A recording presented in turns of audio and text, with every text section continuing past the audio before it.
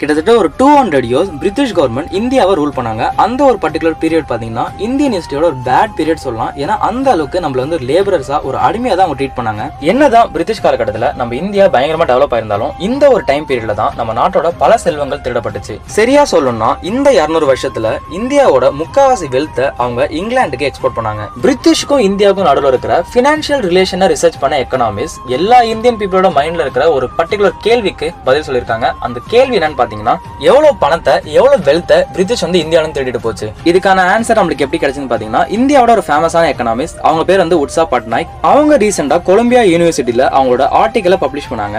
அந்த ஒரு ஆர்டிகல் என்ன சொல்றாங்கன்னா கிட்டத்தட்ட $45 trillion மதிப்புள்ள பொருட்களை பிரிட்டிஷ் கவர்மெண்ட் இந்தியாவில இருந்து தேடிட்டு போச்சு.